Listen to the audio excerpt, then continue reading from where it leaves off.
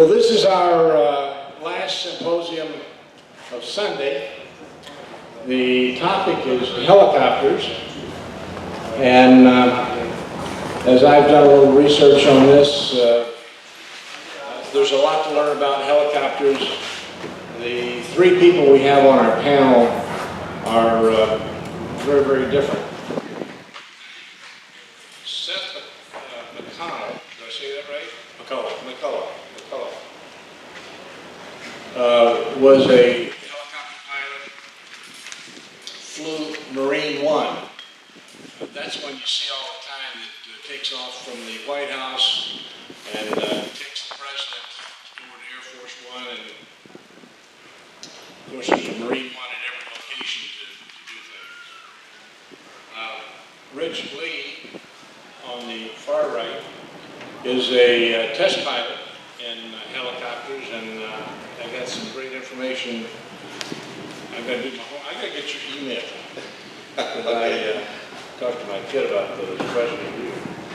And Paul Saylor is a Minnesota guy from Vietnam days.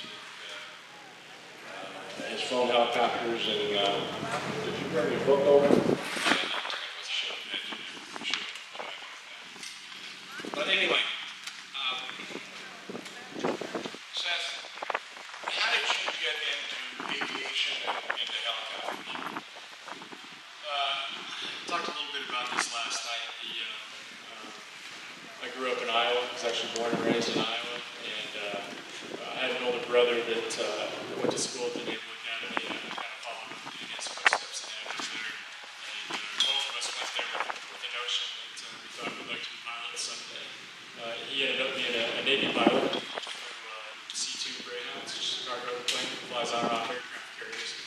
And I'll never forget the day that I got to, when I was not in flight school and in naval flight training, it's combined training for the Navy, the Marine Corps, the Coast Guard, it's the same program. It came time to selection, and there's different types of individuals that go through the program. It seems like there are guys that go down there, they're dead set on flying one type of aircraft, or there are some others that are more like myself that kind of went in eyes wide open and we didn't quite know what we wanted to do. So I remember the night before my selection, I called my brother and I said, you know, I think I'd maybe like to fly helicopters. There are guys down here that fly Marine CH-46 helicopters. I kind of like them. I think maybe that's what I'd like to do. I got to tell you, he almost disowned me. Being a fixed-wing carrier aviator, he thought that was just a really bad but thankfully I don't always listen to the advice of my older brother.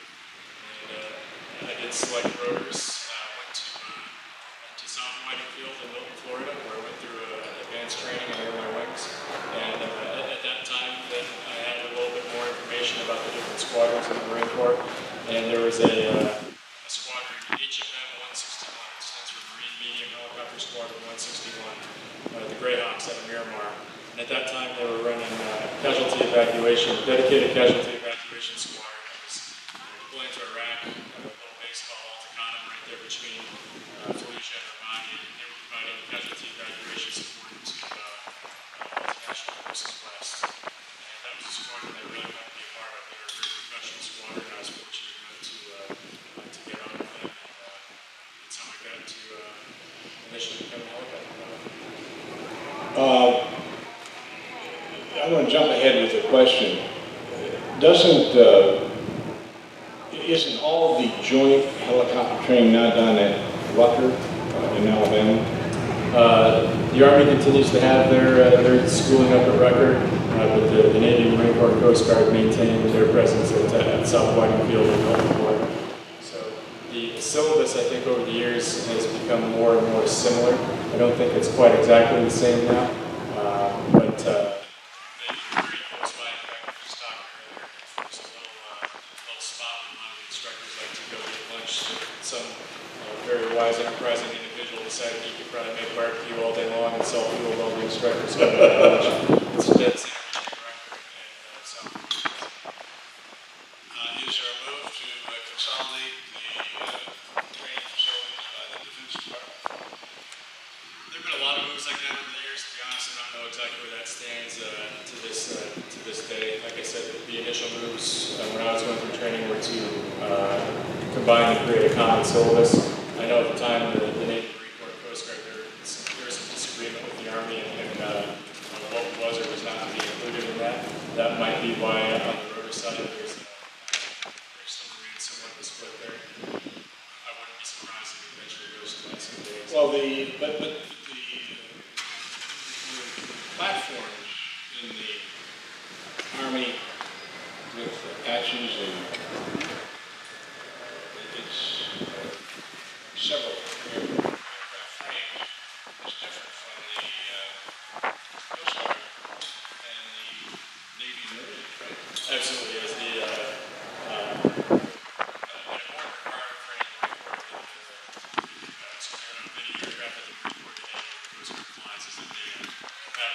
shipboard operations, and anything from having the ability to fold rotor blades to any type of various instrumentation requirements. There are a whole host of things that are necessary for to operate a helicopter in that environment. So that also probably lends itself to having unique training for each of those various service components. Rich, you are a test pilot in helicopters, is that correct? Yes. Tell us, how did you get into aviation and your English to a test pilot? I was in college with the goal of becoming an airline. Kind of an opposite employment track. And Vietnam War I was on, and it looked like I was about to get drafted. So I went down and joined the Army. I went into the Army because they promised I could fly airplanes rather than helicopters. I didn't want to fly helicopters at all. But the military, being what the military is, they didn't need airplane pilots, they needed helicopter pilots, and I was told I was going to be a helicopter pilot, so I became one. Where did you train? Fort Walters in Texas, and then later Fort Rucker, Alabama. I was actually through Fort Walters one time when it was chopper base. 5 in the morning you could hear the pop, pop, pop, pop going. It was amazing in the early days. There were helicopters everywhere. I think it's a prison now. I know it was a World War II training base before it was a helicopter base. Why did they need Rucker and Walters? Just so many training? I really can't answer that question. I think Rucker provided more airspace for the tactical side of the training than you could get at Fort Walters.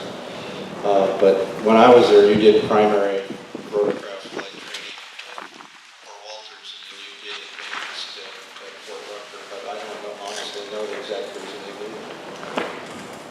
Paul, how did you get into helicopter flying? Well, my intention, Don, was to apply for the Air Force and not the Army. But I had an interest ever since I was a young boy. I was influenced by my father, who had a friend who had been a AAA and I went to college with the intention of getting a 4-year degree, which was required for admission to the Air Force and the Navy flight program.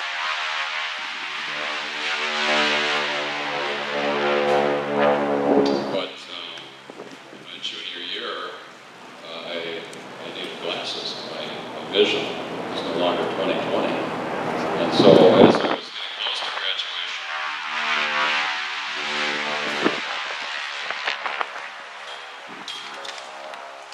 in my senior year, I discovered that the Army would take you with practical at 20/20. And so I went into the Army flight training program at Fort Walters. And 5-month program. I spent 4 months over at Rucker. One of the things you don't hear too much about is kind of our introduction to what was going to happen in Vietnam. Was that we had quite a number of fatalities in the flight school. We had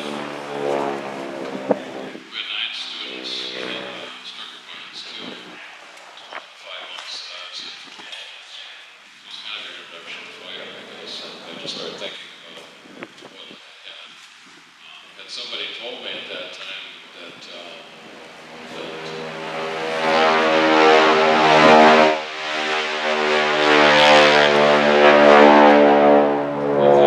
Army was going to lose 10,000 helicopters in Vietnam. I think I might have found a way to get into a different occupation because the helicopter pilots were one of the MOSs that suffered the highest fatality rates, probably right next to guys in the infantry.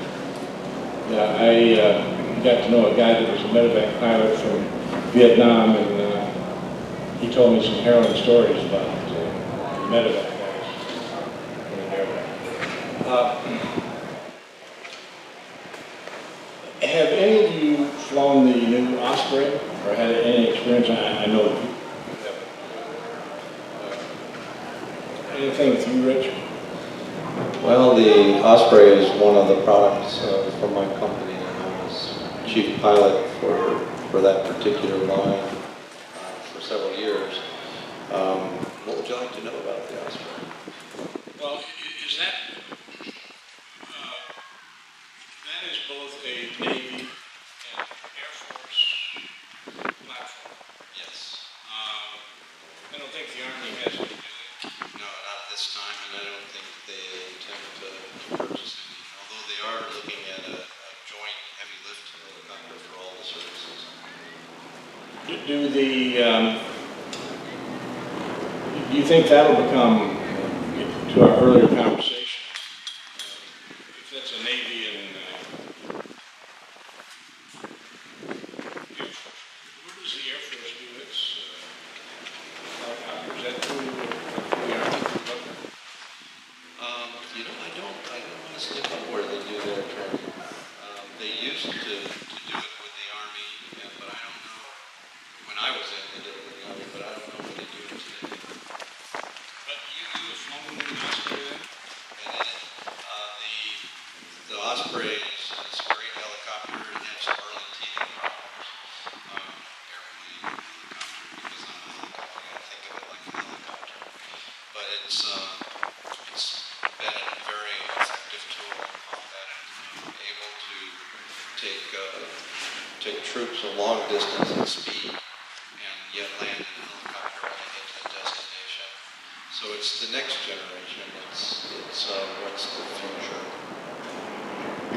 So my fixation that an Osprey is a helicopter is incorrect. I just called it a helicopter. It combines the best of both. It's a transport aircraft and a helicopter.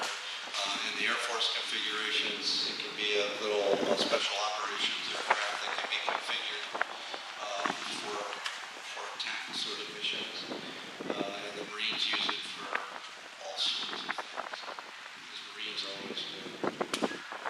One of my son's friends actually was part of the Sea Line or something like that. When Brady went down in Yugoslavia, he was part of the rescue mission on that. And I understand that now he's transitioned to Osprey. So and he's at AFSOC down at what's the base next to Pensacola? No, Pensacola. Seth, what platform did you fly at the beginning, and obviously ended up with Marine? Can you explain that transition? Sure. So in the Fleet Marine forces, I flew a CH-46 Echo C-Knight, which is an old tandem rotor. It's kind of a miniature version of the Chinook. It's a medium lift aircraft as opposed to the Chinook being a heavy lift aircraft. They look very similar. The CH-46 is specifically configured for shipboard operations, as we spoke about earlier. So I flew that aircraft in 2 different squadrons, fleet for just shy of 6 years. A handful of deployments, and that was ultimately the aircraft. The first aircraft that I flew at HMX was a common aircraft, so I found myself at HMX after my time with the Marine Forces. carry some experience with one aircraft in and be able to begin flying immediately upon arriving there. So it was a beneficial sense of aircraft day. But I was fortunate to have some experience walking in the door. One of the three types. The squadron's kind of going through a transition period right now. They've begun accepting the V-22 hospitals essentially. And so they're in the middle of phasing out the CH-46 as is the so they're about halfway through that process at HMX now. While I was there, there was a 3-helicopter squadron, the CH-46s, VH-60 Novembers, and VH-3 Novembers. So 3 miles of helicopters, and everybody flew all 3 of them. So you get there, you go through one syllabus, you finish, you go through the next, then you go through the next, and then there's a 30-day very intense qualification period that you go through before you can actually fly your first presidential mission. Having 3 aircraft in one place is challenging. I did have the opportunity to fly all 3 in one day once, and I'm sure it's something Rich has a lot more familiarity with, but for me, fortunately enough, the 3rd aircraft that I flew up and did, and I was able to fly all 3 was the one that had the most experience in. And by the time I sat down in that cockpit,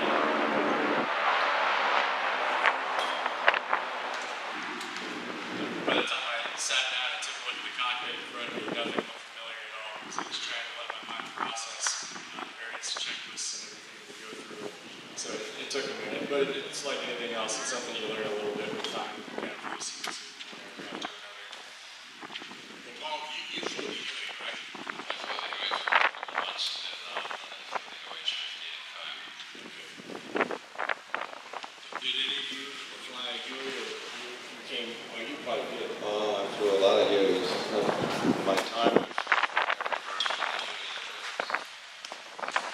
Well, when I was talking to Rich, I said, how many hours do you have? I think it was 22,000. It's over 20,000. I don't keep track anymore. It's not worth it. That's amazing. Seth, can you tell us a little bit about the process of being a presidential B-1 helicopter? It's more than just landing on the South Lawn and going to Andrew, right? Yeah, the squadron is very big, a little over 800 people total.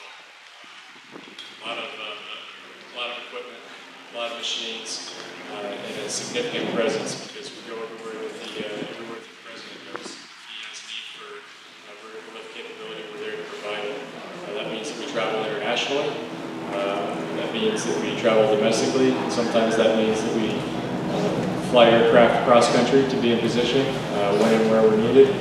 Sometimes that means that you break an aircraft down, put it on an Air Force C-17 cargo plane, and you get to your destination that way. So there's a significant process anytime we go on the road to support the White House. And then additionally, there always has to be a contingent in town as well in order to provide support from the South Lawn to Andrews and vice versa, and additionally to support the vice president within the DC area. We also provide lift capability. It's not one of those things that's just convenience for the president and vice president. It's actually a convenience factor for all the citizens of Washington, D.C., Chicago, New York, wherever these gentlemen may be traveling, because in order to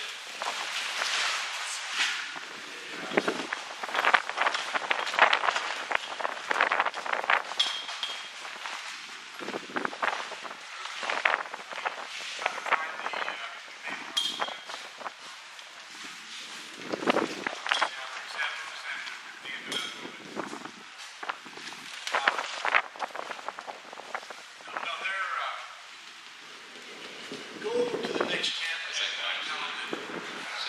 Now we're back. Yeah, we must have just been okay. There we go. But Seth and I were talking about this. If the president has an event in Washington, he's got to get to Andrews to fly someplace. And what's the most number of stops that has happened on one of those circuits? I tell you, the campaign season of 2012 was a pretty aggressive schedule for the squadron. Somewhere 4 to 6 is probably the answer. I don't know. Depending upon where the locations are, sometimes it can support multiple locations with a single crew and a single aircraft. Sometimes you might have multiples that are kind of leapfrogging each other as the president travels, and sometimes you might have to have a detachment in 4 to 6 different cities at a given time. So depending upon where you are in the planning process and how quickly the trips and the destinations are announced, people are always on the move, and it's not uncommon to be sitting in say, Cleveland, and then find out that you need to fly to Chicago. So you fly to Chicago to support a lift there, and you find out that you're going to Florida. So they kind of string together from time to time. What is the parameter that you would fly the choppers between cities versus breaking them down and transporting them on the C-17? There's not I wouldn't say there's an official parameter. What we kind of loosely based things off of was more or less if a lift was to be conducted in a city that was east of the Mississippi River, then more often than not we would just fly the aircraft there. If it was west of the Mississippi River, then due to time constraints, the fact that you potentially have weather delays en route or maintenance issues along the way because it just takes so much time to ferry aircraft, say all the way out to the west coast, then makes sense that we break the aircraft down, load them into a C-17, get there the same day, and potentially save a few days with the time and be applied to other missions. Is there a dedicated support of the Secretary of Defense also? There's an office called the White House Military Office that coordinates all military activities in support of the White House. They do a lot of the planning and coordination for us, so we're not just going to the Air Force on our own when we have need for capability. So there's a very thorough request process that we're very familiar with in order to both request and receive assets at various priority levels that are applied to the Defense Department writ large and where we fit in that stack. So thankfully there's a process by which we can go about that rather than just having to pick up the phone and make a call. So the Marine support is at Quantico, and the Air Force support is at Andrews. Is that correct? Well, the main facility is in Quantico, and then we do have a small facility in Washington, D.C. itself, because often it is the case with both the President and Vice President that they have a lot of time changes. So if you were trying to fly from Quantico in order to support a lift on the South Lawn or the Naval Observatory every time, you'd be potentially caught trying to get stuck somewhere. You might have to get refuel or something like that. So all the lifts are conducted out of a local facility up in Washington.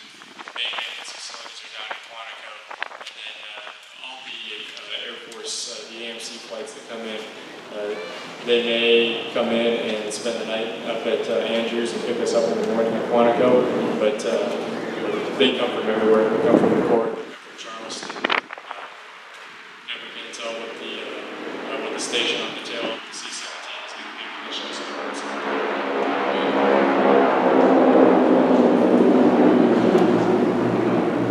Rich,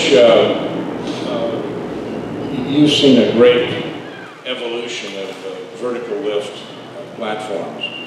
Could you comment on where it's been, where you've seen it, where you see it's headed? Like technology in general, everything's become more computer-driven, software-driven. It used to be that an airframe, an engine, and a rotor were all that were in a design of a helicopter. But today, it's more of the software that goes into the helicopter. And the software controls not only the flying qualities of the aircraft, but the mission aspects of the helicopter too. An Apache helicopter, for instance, has more lines of computer code than the Space Shuttle. Not many people know that. Apache can engage a target at extended ranges, and in the ballistic solution, for say a 30mm gun round, the computer takes into account the twist of the helicopter as the gun is fired, the motion of the gun itself, the speed of the helicopter, it senses the air of the helicopter. It combines many, many different terms in a ballistic equation, and you're able to get first round on target every single time because of the computer. So it's not how good a pilot is anymore as much as how good the computers are.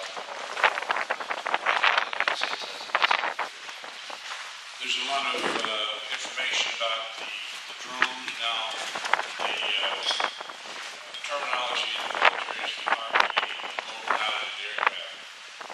Where do you see that fitting into the helicopter vertical lift scenario? Well, almost 80% of the defense budget right now is going to unmanned aerial systems or remotely controlled vehicles, piloted vehicles. It is the future. You're going to not place pilots at risk when you don't have to. Having aircraft not manned allows you to carry more ordnance and to take risks you wouldn't normally take. So it is the future. There will still be a need for manned aircraft in certain applications. Certainly air superiority is one, and special mission ops will probably require pilots simply because you can't program a vehicle to handle those unique situations that are highly random. But in most operations, they'll be either remotely piloted or unmanned, which is completely autonomous. And you see that right now in the engagement of wars in Afghanistan and other places. You see unmanned aerial vehicles or remotely piloted vehicles doing the most combat.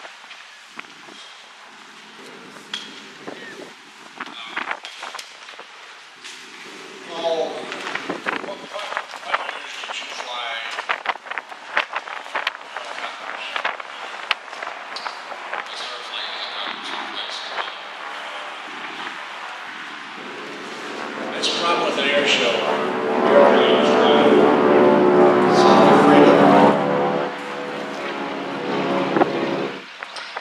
I started flying August 1969 flight school. I had my last ride was in August of 1971 in Vietnam. And one of the things that's really neat about helicopters, I think, is that starting in flight school, once you start, they started letting you go out on your own and practice land in isolated places like ridge tops, or remember the red-colored and yellow-colored tires. Ridge, they have these spread around, and these different colored tires will indicate the difficulty in getting in and out of a place. So here you were at a young age, and you have this machine, and you've been flying for 2 weeks or 3 weeks or 4 weeks, something like that. And so there's this great feeling of independence, and this just keeps growing. And it isn't really until you're out of flight school and get some experience in a combat situation where the day comes when you realize you're making maneuvers without even thinking about it. You become really an extension of this machine. And it's a wonderful feeling. There's a great joy in flying a helicopter. You can see so well, and you can really stop and get out and look around anywhere you can park that thing. And so I had a wonderful time doing it. I was only in the Army for a little over 2 years. I should have been in 4 years. But when I was in Vietnam, they were starting to transition more and more to the Army of South Vietnam, ARVN we called them. And so when I came back, I was given a choice of getting out of my 4-year enlistment or re-upping for 4 years. And they would not guarantee me the long tour of 3 years. I wanted to go to Alaska. They told me to do so I got out, and so I haven't really had a helicopter ride for a long time.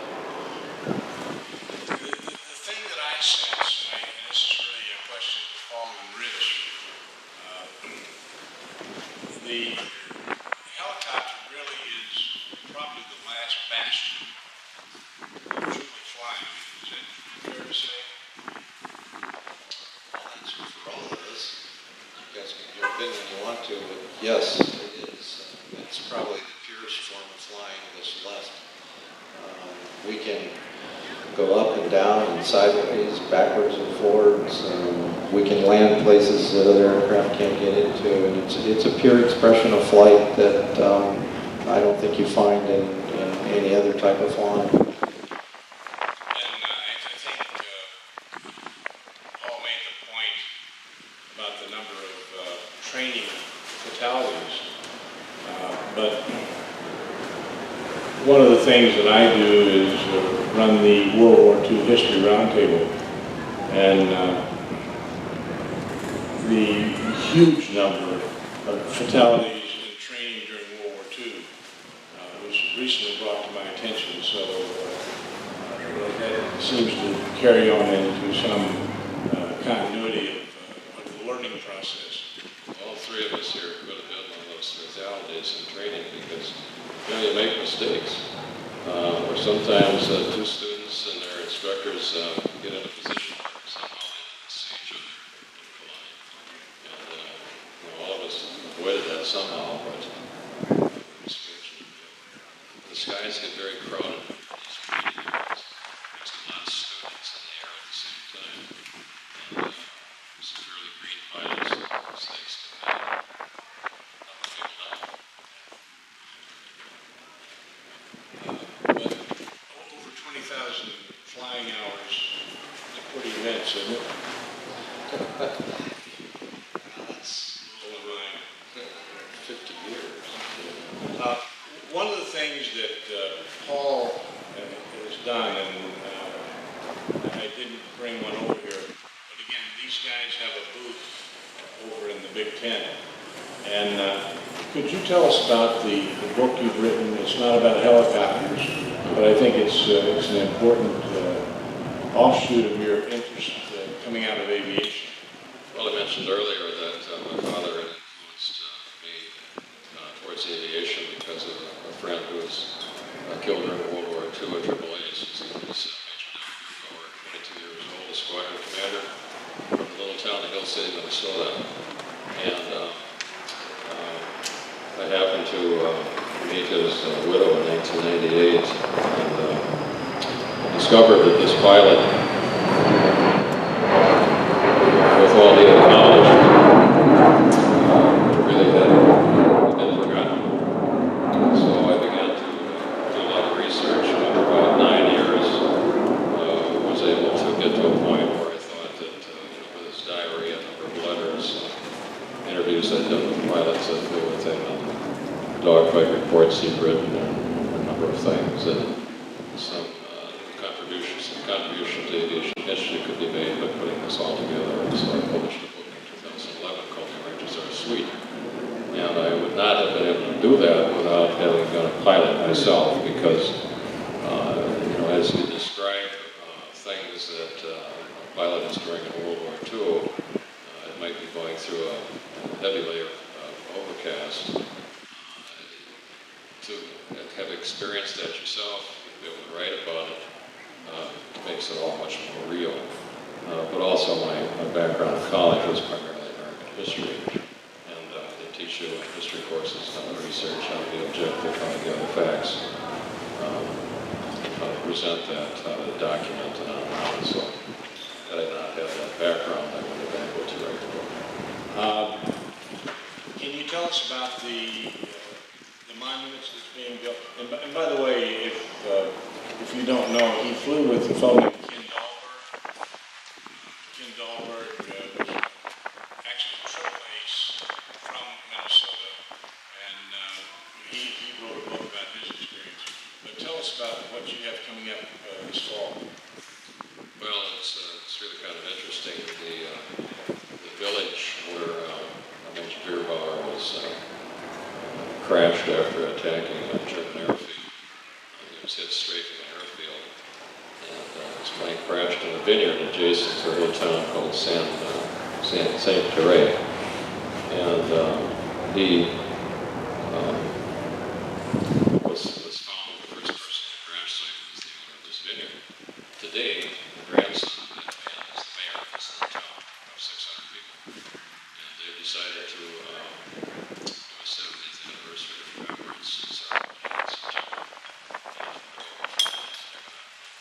school children. In fact, the U.S. ambassadors send someone over from Paris, and we hope the Chief of Staff of the Air Force will send a representative and we'll do it upright. Well, it's my belief that the American military, and again, I run the World War II History Roundtable, but I truly believe that the American military is one of the greatest diplomatic efforts that we have, both sending our military people into other places and bringing the military of other nations into our country, to the schools and exercises. It's just a great thing. One of the things we do with our roundtable is we bring in prominent historians and we put together a panel of veterans to talk about their experiences. And we have a tent next to the Strategic Air Command booth with our schedules for next year. But we just led a tour to Normandy, and the reception that we received from the French people, sometimes I think there's a legacy of maybe not having great respect for the Americans. And I've seen some things that maybe the governments didn't do right, but the American military does a great job of that, and I think this effort of Paul's, was he ever designated in the Minnesota Aviation Hall of Fame? Yes, 2001. And Ken Dahlberg was kind enough to come. Ken was, if you don't know, Ken Dahlberg, he was a leading businessman. He was the AAA's himself. He joined Airbower Squadron right around D-Day. Shot down 3 times, escaped twice, and ended up at BOW the last time. 15 German airplanes shot down. Good story.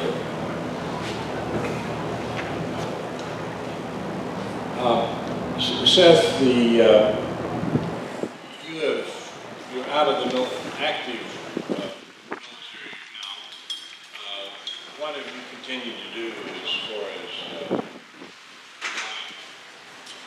I'm still a member of the reserves in the Marine Corps, and now I'm flying small multi-engine aircraft, flying mostly generals from Washington, D.C. to various sites throughout the country. So it's a pretty good little part-time job. Take somebody as a kind of a taxi service around. Still get to see some pretty neat corners of the country. Although, to the point that was made earlier, it's not flying a helicopter. There's nothing quite like that. It is interesting going up high and being fast and kind of seeing the other side of aviation, but it's a pretty unique thing. And I was very fortunate to have seen as much of the country as I did from a helicopter vantage point while ferrying aircraft back and forth in support of the presidential mission. Really, taking a look at a map just doesn't do the beauty of our country justice. It's really neat to kind of see it from that 500 to 1,000 foot vantage point. That was probably the part of my job at HMX that I enjoyed the most, actually. is this a reserve unit that you're in, or is it, so many people think of National Guard Reserve as really just weekend, but I'm sure that you want to dignitary of the military wants a flight, didn't schedule it all weekend. How do you deal with that? No, it's it's a unit. It's a small unit. Squadron of about 25, 26 pilots or so. And there are a number that actually they're full time. There are a number of pilots there that actually fly for the airlines. So they show up when they have time off in the airlines. And I'm actually one of the few guys that lives locally. I don't commute in, so I kind of get a call whenever they have need, which tends to be about once a week.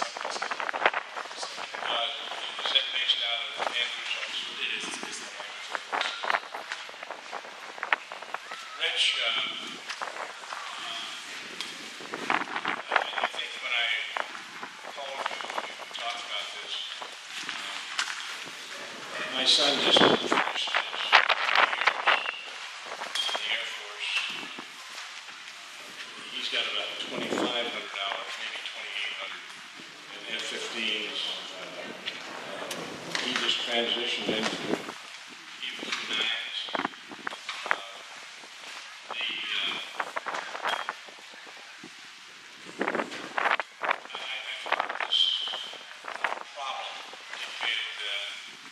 The shortfall coming up in the military pilots, and a long-term transition as the pilots are getting out to fly with the airlines, and apparently the airline vacancy is going to be increasing. How do you see that from a personal management standpoint for the military? Crystal ball, let me look that far into the future, but it appears that there's going to be a shortage of pilots. It's become more difficult to train to be a pilot. The standards are higher, the expense, the cost of training is pretty high. Right now, the primary funnel into the commercial world is through the military, although there are a lot of schools. And a lot of enlisted people are finding that they have educational benefits that they can use for aviation training as well.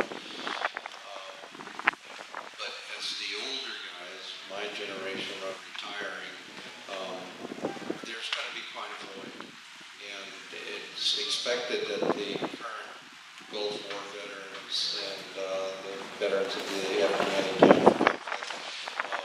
won't be able to fill the number of open slots that are coming up. So there's a bright future if you want to be a pilot. It's just going to be very expensive to buy your way in. And if any of you go again into the Big Tent, North Dakota's got a great aviation program that is, I think, well respected nationwide. So if you have kids, grandkids, have them consider that as they move on. Are there any comments from any of you up here at the platform? I'll open up to some questions. Don't. You mentioned grandchildren, a great birthday present if you want to do this. I do this with my grandchildren in 2011. Is to go out to the airport and hire the instructor pilot and take your grandchild up be able to controls, sit in the back seat, watch them, find out if they have any interest. Well, again, I started this when my kid was about 7 or 8, bringing the air shows. And any of you that can go up to one of the people that's volunteer, I think there's about 150 people it takes to put this show together. And this is a great incubator creating aviation interest. So thank them for all their work in doing that. Are there any questions from the audience? Well, listen, thank you guys for coming to Minnesota. I know some of you came from Arizona. It's got to be a lot cooler here. Well, we're enjoying the weather here. Probably similar to what you have in the D.C. area, so it's pretty nice here as well. Well, listen, thank you guys for coming, for being a part of our program. Hope to see you back next year. Thank you folks for coming to the air show, and they'll be going back over the tent over there